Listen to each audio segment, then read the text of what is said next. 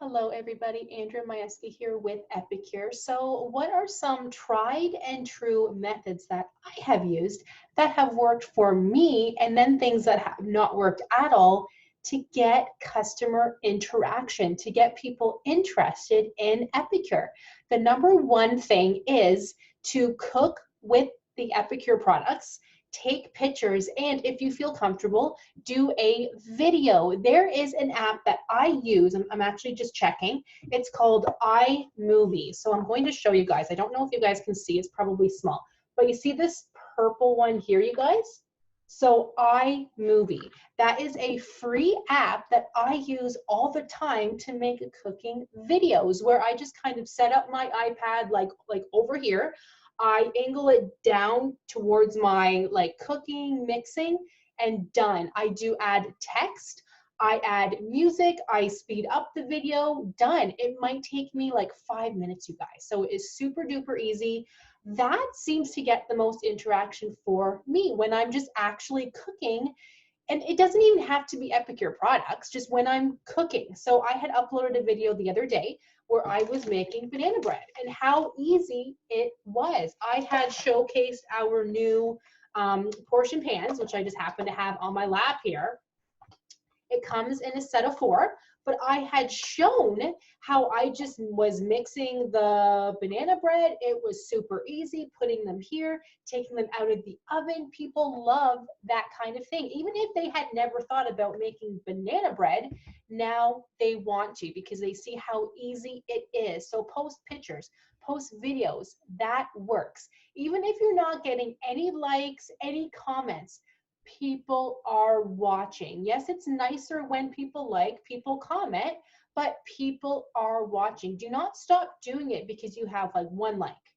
Keep on doing it. You never know who is watching, and then every once in a while say something like, I'm putting in an order, or I have extra banana bread packages in stock. I had just done a party where I was showing people how to cook banana bread. Who wants an extra package? Easy.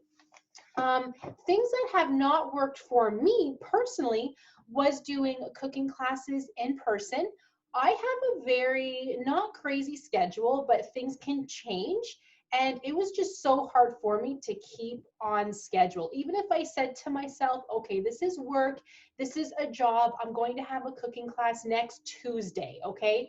It was just hard for me to find the time to advertise, to get everything together, and it's just not something that I personally enjoy doing. So for me, I like doing those cooking videos and then posting them and doing online cooking classes. That is what works for me. But you might be the opposite. You might say, well, I don't want to do anything online. I just feel more comfortable doing things in person. It's just easier because it is actually easier, and doing it that way.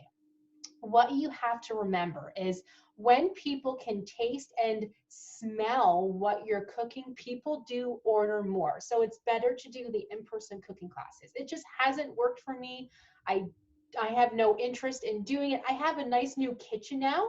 We just bought a new house, but I just don't have the interest of people coming over and me cooking. I don't know. That's just me.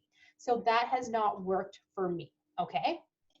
Another thing that has worked for me huge is, for example, which I don't have here, but I would buy like a Caesar salad dressing from the store, and then I would showcase our Caesar from Epicure. I would show the label of both of them, of both of them, and compare them and show how much better the Epicure one is. Just a simple post like that works every time, okay? People love to see the comparisons. We all want to be healthier a little step at a time, but we don't necessarily know how to do it. If you make a Caesar salad every day for lunch, well, this is one way to be healthier, is to buy the one from Epicure, and guess what? You sell Epicure. So make those Caesar salads, show how easy it is, show how you can add whatever you want to your Caesar salad dressings, and done. You will have a customer who wants to try it. It really is, you guys, that simple. So I find when I do product comparisons, that helps so much because that's very real and people like to see that, right? What else do I do? I would say those are truly the main thing that has worked for me. On a side note, another thing that works for me is I accept orders anytime. So I don't simply wait to do a big order at the end of the month, because if you're talking to a customer who wants to order now, and then you say, oh, well, I do orders at the end of the month, they're not going to want to wait 3 weeks or 2 weeks or even a week until you do the next order. So my advice is always have a cooking class open and then just add orders to that, okay? They might not save shipping necessarily, because if you have customers all shipping to the same address, or if your customer wants to pick up from you, awesome, but that only saves them shipping if it's more than one person. So I have customers sometimes say, well, I would like to save on shipping. Do you have any of this in stock?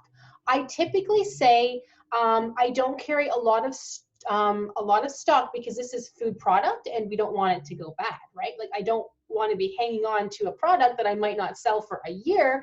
That just doesn't really work, right? So I don't carry a lot in stock, but let me know if there's something you want me to order, and then I can always put it through the next time I do a larger order, so you do save on shipping. But I like people to prepay though for that, because I find if you just say, okay, well, I can order, things that people want, but then they never pay you and they never pick up, and then you have these orders sitting there. So I kind of got off on a tangent with that one. But just a little tip for you guys, things that have worked for me and things that have not. So I hope this helps you guys. Let me know if any questions. Make sure to click like so that I know people are actually watching, and I'll see you guys in the next one. Thank you so much.